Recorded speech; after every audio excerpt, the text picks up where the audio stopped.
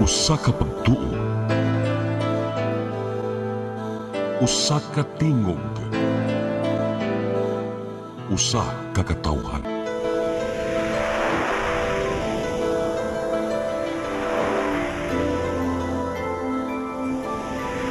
Cebu Catholic Television Network.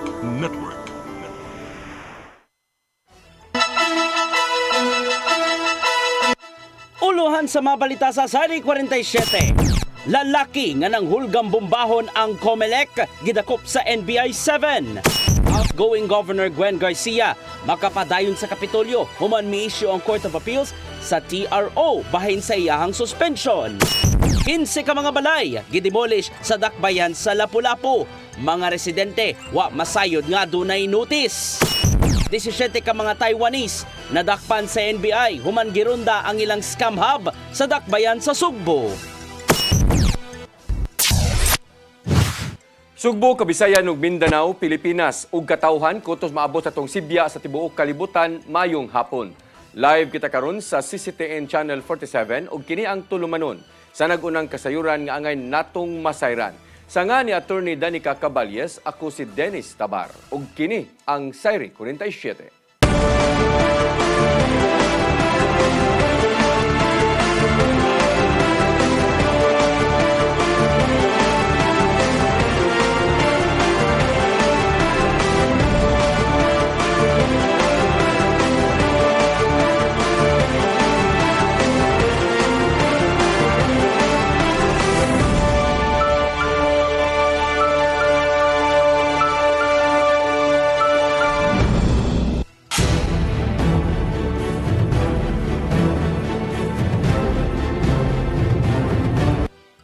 O karon sa kumpletong detalye sa atong mga balita, lalaki nadakpan sa National Bureau of Investigation 7 tungod sa pagpanghulga nga dunay pagpamumba gingong wa sa iyahang saktong paminsar. Mao nga ni pahimangno ang Regional Director sa publiko nga hinahinay una sa mga online post kung naay kalagot sa gobyerno. Ang kasayuran ihatod ni Gian Navarro. Gisikop sa mga sakop sa National Bureau of Investigation 7. Kining 38 anyos nga lalaki tungod lang sa bomb threat niadtong Mayo 14 sa dakbayan sa Mandawi. Gitumbok sa mga otoridad ang subject nga si Giancarlo Maningo nga may nagpost sa giingong reward nga 5 million pesos ngadto sa makabutang og bomba sa tanang buhatan sa Commission on Elections. Mato DNB 7 Director Attorney Renano Augusto Soliva nga gitahasan sila sa kadagkuan sa Department of Justice sa pagsusi sa mga hulga. Dungan sa pagduso og reklamo ni COMELEC 7 Director Attorney Francisco Pubi ngadto sa ilang buhatan. May 14 at around 6 o'clock in the evening, we arrested the subject at his residence. Recovered from his person was his personal mobile phone containing the bomb threat post that he posted. Gibutyag ni Oliva nga wala sa saktong paminsar si Maningo atol sa iyang pagkasikop. Nasuta na lang si inquest proceedings nga hilabihan ang kalagot sa dinakpan ngadto sa gobyerno ilabi na sa COMELEC maong nabuhat ang maong hulga. We are still in the process of investigating if he acted alone or he is part of the group so that we can determine the motive. Di makatinuon ni Maningo ang pasangil nga nigamit siya og ginadiling droga sa panahong iyang gipost ang maong bomb threat. Hinoon andam niyang tubagon ang kasong kalapasan sa Cybercrime Prevention Act, Anti-Terrorism Act of 2020 o bomb threat nga gipasaka batok niya. Naghanap ko rin mo ito, magpatabang ko sa naghandle sa akong case. Ay, lato padayon nun. Padayon na lang yun. Nung kini sinimong subsub nga lakang sa NBI 7, human gimanduan sa DOJ nga paggangon kadto mga nihimo og kasamok ning panahon sa eleksyon. Gipangsikop hinuon sa mga nang-aging simana katong nagpakatap og fake news nga may labot na ang pamulitika. Maong mitambag si Oliva sa katawhan nga maghinay-hinay sa mga ipang-post online, ilabi na kung nasagmuyo man sa kasamtang ang panggobyerno. But you have the responsibility when you post, make sure that you do not violate any law. Be responsible enough, otherwise a case will always be filed against you. Gian Navarro, CCTN News. Samtang makapadayon sa papangalagad si Cebu Governor Gwendolyn Garcia hangtod na sa pagtapos sa iyang termino. Kinihuman nga miisyo o ang Special 17th Division sa Court of Appeals o temporary restraining order ngadto kang Ombudsman Samuel Martires alang sa preventive suspension kang Garcia. Pasabot niini gipugnan ang nahintungdang korte sa pagpasuspenso sa outgoing Governor sud sa 6 ka buwan. May kalabutan kini sa giingong quarrying sa mo'y gireklamo sa Duterte vlogger nga si Moises Garcia Diparini ngadto sa uluhang buhatan sa Ombudsman. Gipatuman ang mao nga temporary restraining order ngadto sa Ombudsman sud lang sa 60 ka adlaw.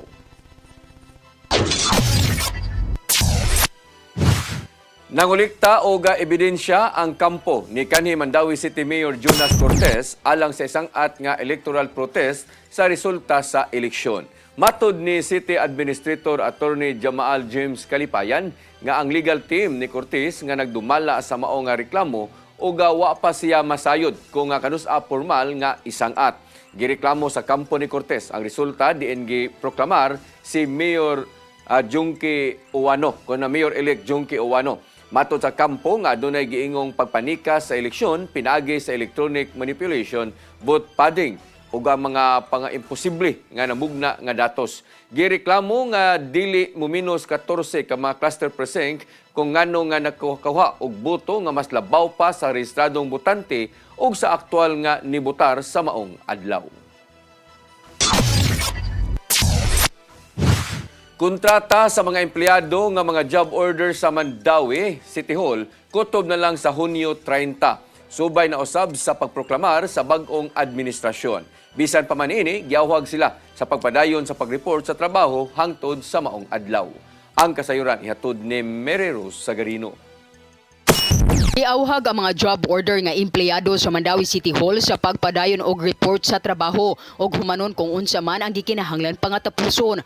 Giangko ni Attorney Jamaal James Kalipayan ang City Administrator nga nakasinati og kaguol ang mga job order sa resulta sa eleksyon ug ang pipila ang nawad-an og gana sa pagsud sa trabaho. Karong Hunyo 31 na lang kutob ang kontrata sa kapin 3,000 ka mga job order nga empleyado sa City Hall. Giauhag sila sa pag-report sa trabaho tungod aduna pa may 2 ka buwan ug aron madawat usab nila ang ilang sweldo. Gipasabot ni Kalipayan nga bisan pa man og magbago ang administrasyon, kinahanglan magpadayon gihapon ang operasyon sa syudad. And we have to continue to perform and continue to function kay dili man imulong ang syudad ini kauman sa eleksyon o magawa sa bagong administrasyon o padayon man ni siya. So paupot na akong gihangyo no whenever mo na mo doon na department head moingon nga wa naman nunod ako mga empleyado akong yan ko nga i-meeting ask them to please come in kay otherwise number one dili sa gid sila masweldohan o di na sila musud so sayang ang ilang. Kung ang uban nagduha-duha na og trabaho, ang uban nagsugod na usam og pagpangita og laing kasudlan. Matod pa ni Kalipayan nga isip malambuon nga syudad, aduna man usab hinuon mga trabaho nga mahimo silang maka-apply. Ang mo-appoint na sa bagong batch sa mga job order mao ang bagong administrasyon. Mary Rose Sagarino, CCTN News. Reelectionist nga si Bongo nag-una sa pagkasenador sigon sa labing uwahing ihap nga boto gikan sa Comelec. Nahuman na kagabi ang inihapay human nga giablihan ang nahabiling 16 ka mga certificate of canvass. Ug mga adlaw hingpit na iproklamar ang mananaog nga 12 ka mga senador. Ang kasayuran ihatod ni Gian Navarro. Gitapos na sa Commission on Elections isip mga sakop sa National Board of Canvassers ang inihapay sa mga boto alang sa pagkasenador o party list representatives. Nakumpleto na kagabi ang canvassing sa mga boto, human na ihap ang nahabiling 16 ka mga certificate of canvass. Sa partial ug unofficial nga ihap gikan sa Comelec and BOC, nag-una ang re-electionist nga si Senador Bongo sa Magic 12 human nakakuha og 27,121,013 ka mga boto. Ug gisundan siya nilang Bam Aquino, Bato de la Rosa, Erwin Tulfo, Kiko Pangilinan, Rodante Marcoleta, Ping Lacson, Tito Soto III, Pia Cayetano, Camille Villar, Lito Lapid ug Aimee Marcos. Samtang sa pagka-party list representatives, nag-una ang Akbayan nga adunay 2,779,621 votes ug gisundan usab kini sa Duterte Youth, Tingog, 4Ps, Axis ug Ako Bicol Party List. Gitataw ni COMELEC Chairman George Erwin Garcia nga dili pa kana final nga ihap o gipaubos pa sa subsub nga auditing. Gikatakdang may tabo ang proklamasyon sa mga mananaog sa national positions ug mga adlaw. Giulagway karon sa COMELEC nga ang canvassing sa nakalabay lang nga eleksyon 2025 mao ang labing paspas sa kasaysayan sa nasod. Tuod nini, nakakuha usab sila og 81.65% nga voter turnouts tungod sa halapad nga partisipasyon sa mga batan-on niadtong adlawng Lunes. Gian Navarro, CCTN News. Nagpadayon ang Operation Baklas sa pipila ka mga kandidato sa syudad sa Mandawi aron pagtangtang sa ilang mga campaign posters. Ang mga mananaog o ang napilding kandidato gikinahanglang mutangtang sa ilang mga poster aron dili silutan sa Commission on Elections. Gitahasan sila sa pagtangtang sa ilang election paraphernalia sud sa 5 ka adlaw. Nitabang ang pipila ka mga trabahante sa Mandawi City Hall sa pagtangtang sa mga poster ilabi na sa ilahang Heritage Plaza. Sa iyang bahin si Mayor Glenn Bersidi nagkanayon nga andam siya nga mutuman sa mando o pag-mobilize na sa ilang mga tao pagkuha sa ilang mga poster. Katungkol sa mga anak. Okay. Nalalay na po sila. May kitawag sila po. Kaya bawa sa ikasal ng tutula. Kaya sila may nanaod doon. Ang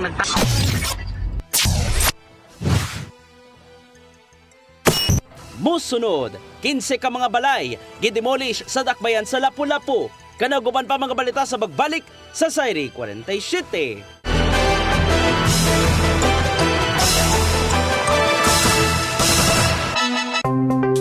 Discover the beauty of the Philippines.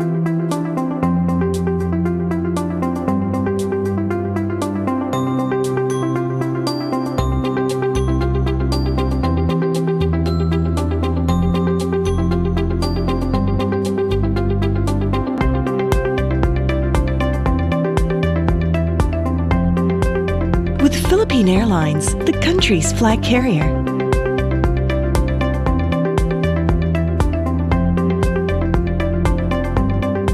The airline that lets you feel the warmth of the nation.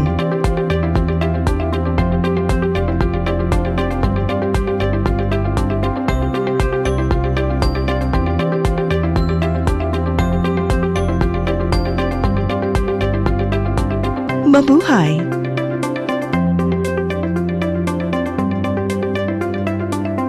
PRO7 Action Files. Mga panghitabong naglambikit sa katawan, ihatagan ng aksyon o kasulbaran sa kapulisan. PRO7 Action Files. Base sa talaan sa Police Regional Office 7, nakakasong padayong isubay at taganong katinawan, pinaagid ni Maong Tulumanon.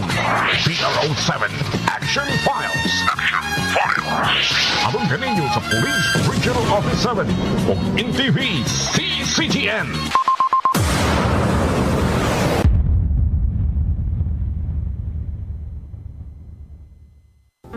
I am the God that healeth thee. I am the Lord, your healer. I sent my word and healed your disease. I am the Lord, your healer. I am the God that healeth thee. I am the Lord, your healer. I sent my word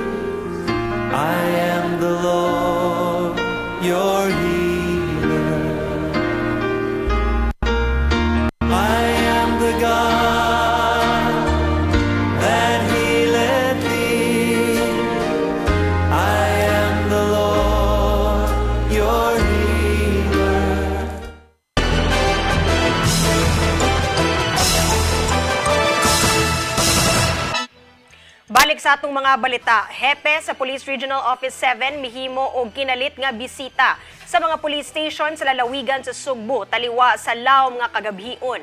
Kini aron masubay kung unsa kaandam ang mga pulis kung dunay motumaw nga alarma. Ang kasayran hatod ni Arnold Bustamante.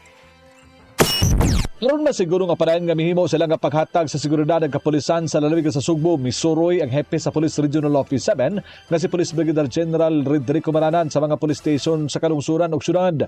Gibisita ni Maranan ang Danao City Police Station niadto nga Miyerkules atong gabi ug gisusik kun unsa sila kaalerto sa pagtubag kung dunay mga insidente nga mahitabo bisan sa laom na nga kagabion. Tinguha sa general nga mabinantayon ang tanang pulis ubay sa padayon nga pagpatuman sa Ligtas Summer Vacation kung Sumvac 2025 nga kampanya sa PNP. Miawhag si Maranan sa mga police station nga padayon nga alerto o andam sa pagtubag kung andunay krimen nga mahitabo aron nga magpabiling malinawon ang tibok Central Visayas. Lagip sa gipatutukan sa general ang mga dapit nga suruyanan sa probinsya nga dugukunon sa mga bisita gikan sa mga langyaw ug lokal nga mga turista. Arnold Bustamante, CCTV News. Moabot sa 15 ka mga panimalay ang na-demolish sa Barangay Marigondon, Lapu-Lapu City kaganihang buntag.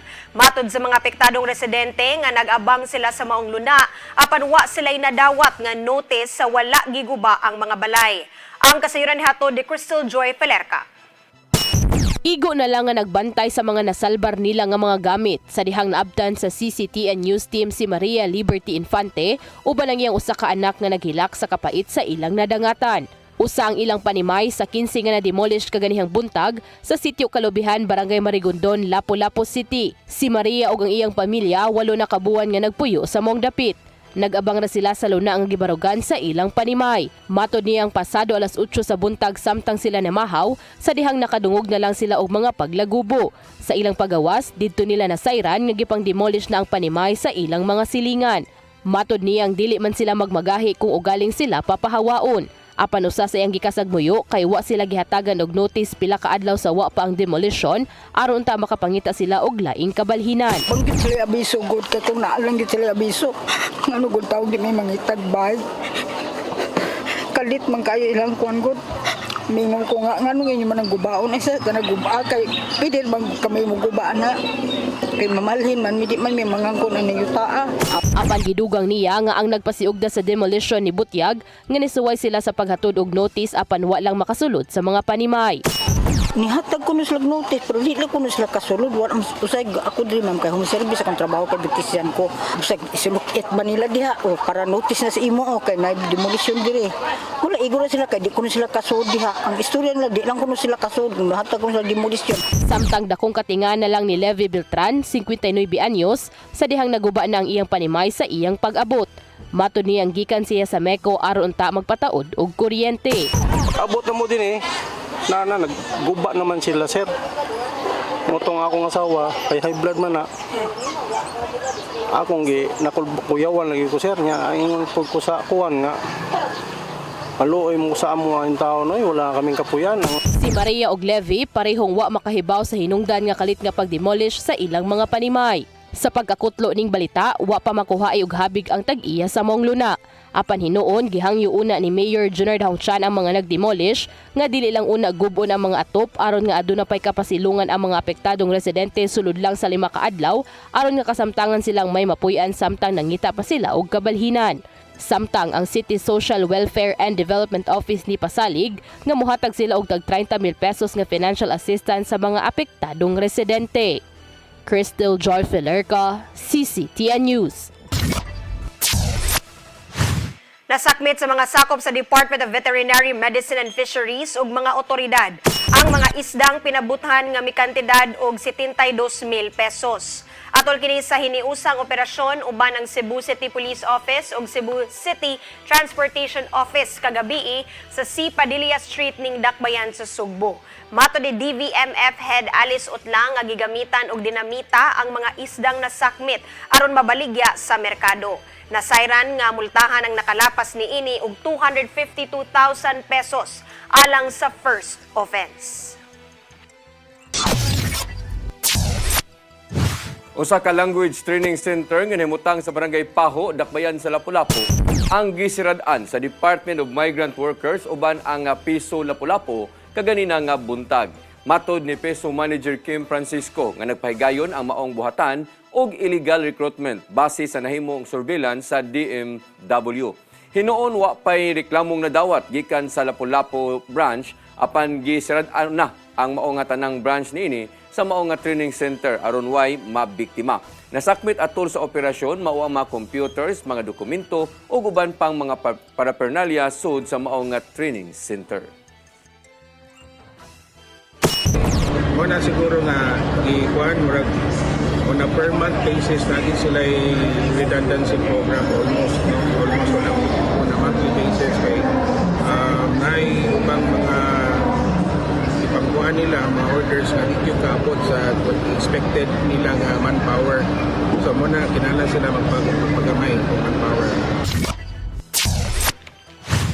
Singil sa kuryente sa Mactan Electric Company ni aumento og dulan 2 pesos itandi sa nanglabay nga mga buwan. Apan aduna sila pagpasabot bahin niini. Ang kasayuran ni hato di Crystal Joy Felerca. Ni uminto og dulan 2 pesos per kilowatt hour ang singil sa kuryente sa Mactan Electric Company Conmeco sa buwan sa Abril. Gikan sa 9.65 pesos per kilowatt hour nga residential rate sa buwan sa Marso, nahimula kining 11.59 pesos per kilowatt hour. Gipasabot sa MECO nga ang tibok nasod nakasinati og pagsaka sa bayranan sa kuryente tungod kay nisaka usab ang presyo sa wholesale electricity spot market. Matod ni Engineer Gilbert Pagobo, ang General Manager, nga naanda na nga karong ting-init lauman gyud ang pagsaka sa singil sa kuryente. It's an historical that during summer times, prices of electricity goes up. One factor, of course, init. Init and slow supply and demand. Your demand is high. If your demand is high, of course, prices tends to go up also. Dugang pa sa General Manager nga ang mong pagsaka magpadayon hangtod sa buwan sa Hulyo. Crystal Joy Felerca, CCTN News. Musunod, 17 ka mga Taiwanese nadakpan sa NBI human gironda ang ilang scam hub. Kanuguban pa mga balita sa magbalik sa Sayri 47.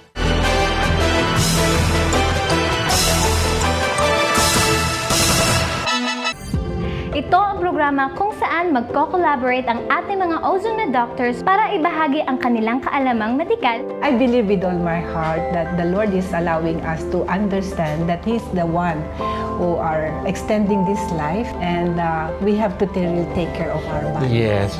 Matag episode, among ipaambit ninyo ang mga healing testimonies. Every day, pagising ko, iisip ko kung ilang taon na lang yung katagal ko, yung ganun.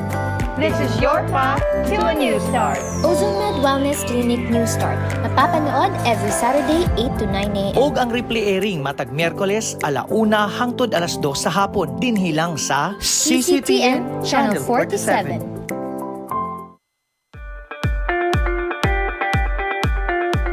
Congratulations! Nunito Tatay Dodong A. Lemchua, awarded as Cable TV Maverick, Father of Cable TV in the Philippines, given by Philippine Cable and Telecommunications Association Incorporated, PCTA, from Phil Products Group of Companies.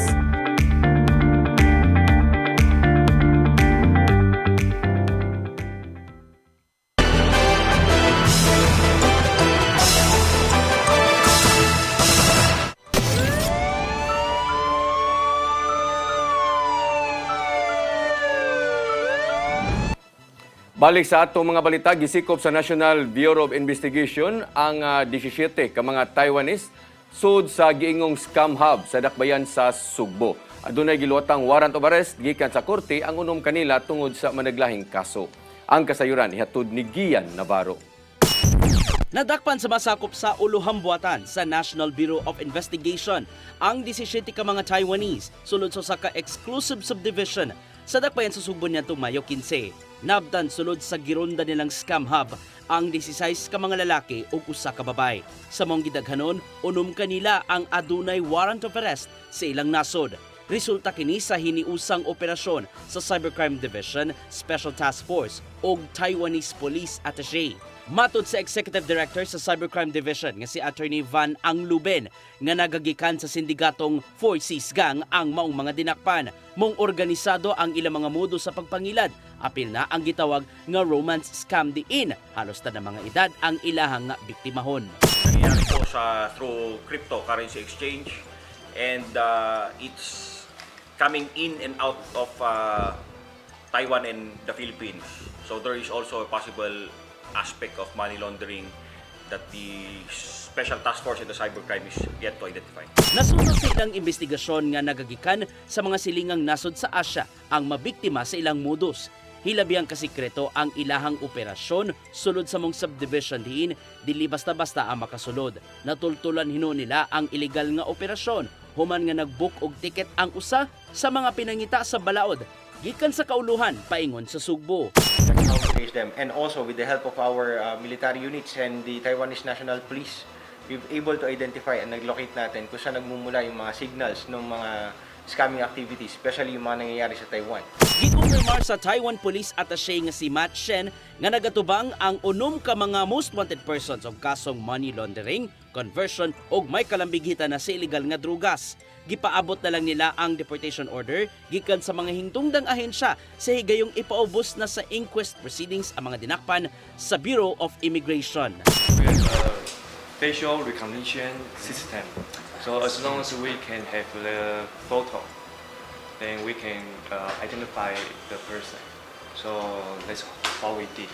Tipik lang kini sinimong subsob nga pagwagtang sa Philippine Offshore Gaming Operation sa nasod. Human gideklarar ng illegal sa kasamtangang administrasyon sa milabay tuig. Samtang nagpadayon ng investigasyon, giawhag sa NBI ang mga residente. Ingon man ang mga local officials nga makig-alayon kanila kung naay mga nagtago-tago nga pugo hubs.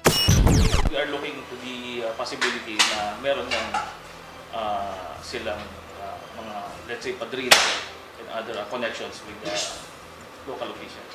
Kasong Economic Sabotage, kalapasan sa Cybercrime Prevention Act ug Anti-Financial Accounts Scamming Act ang gihikay sa mga operatiba ngadto sa korte. Nagdumili hinon sa pagluwat og pamahayag ang mga dinakpan nga gibalhog karon sa NBA 7 Detention Facility. Gian Navarro, CCTN News. Paingon ng madugta sa dihang natultulan sa mga otoridad ang lawas sa usa ka 78 anyos nga lalaki sulod sa iyang kwarto sa sitio Zapatera, Barangay Luz, siyudad sa Sugbo. Giila ang maong lalaki nga si Antonio Bacalso, ulitaw ug mulupyo raw usab sa dapit. Daling gisusi sa mga sakop sa Mabolo Police Station, human nakadawat og sumbong bahin sa gidangatan sa maong lalaki. Matod sa kapulisan nga nagbinugtong na lang nga nagpuyo ang maong lalaki kay aduna kini hypertension o gituuhang giatake. Wala hinoy nakita nga foul play ang mga sakop sa scene of the crime operation sa Cebu City Police Office. Nadakpan ang usa ka lalaki human naabtang nagmaoy human nagsilos sa iyahang hinigugma sa Barangay Ermita, siyudad sa Sugbo kagabi. Misukol hinoon sa mga miresponding pulis si GC Sinde, taga Barangay Kugon Pardo sa susamang siyudad. Matod sa Carbon Police Station, nga gibadlong nila si Sinde tungod sa hilabihang kasagmuyo sa iyahang gibati kay dunay lain nga ang iyang hinigugma. Apan sa dihang gibadlong kini ug gigunitan ang kamot, gitukmod naman hinoon ang pulis. Kasong alarm scandal o disobedience ang ipasaka nga kaso sa Carbon Police Station batok sa suspek. Moabot sa 34 ka mga menor de edad ang na-rescue sa Cebu City Police Office ato sa gilusad nga Oplan, Bulabog. Naabtan nilang naglaroy-laroy sa gawas ang mga batanon bisan sa lawom ng kagabhion. Ang kasayuran ni hatod ni Arnold Bustamante. Nakarescue ang kapulisan sa Tagbayang Sugbo og 34 ka mga minor de edad nga nakalapas sa ordinansa sa curfew sa syudad atol sa gilusad nga dungan nga one-time big-time Oplan, Bulabog nga gipanguluhan ni Pulis sa Colonel Enrico Figueroa. ang hepe sa Cebu City Police Office sa gabi na itong Huwebes ug natapos sa kadlawon sa Biyernes. Atol sa mga operasyon, mibakatap si Figueroa ug 173 ka mga police personnel gikan sa Mabuno Police Station, Carbon ug Inayawan uban sa mga laing nga mga police units sa CCPO o ginabagan sa mga barangay officials sama sa Gender and Development Congad Office. Gisugdan ng Oplan Bulabog alas 10 sa gabi sa Huwebes ug natapos kini pagka alas 2 ganinang kadlawon sa Biyernes. Hugod kang gipatuman sa kapulisan ng tanang ordinansa sa Dakbayan nga tungod ani naka-issue sila og 16 ka citation tickets nga nakalapas sa balaod sa trapiko. 15 ang nasakpan nga nanigarilyo sa publikong lugar.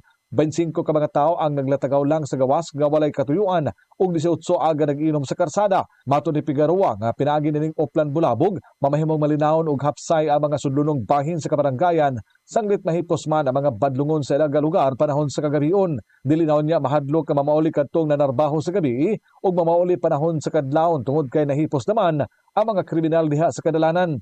Magpadayon kini matag gabi nga ilusad sa Nakalinlaing Police Station sa pag-abag sa mga barangay officials o sa kagamanan sa Dakbayan sa Sugbo. Arnold Bustamante, CCTV News. Mo kadtong naglangkob sa atong mga balita sa Sayri 47, ako si Dennis Tabar. Ako si Danica Caballes, hangtod Lunes pohon sa inyong paboritong tulumanon. Sayri 47.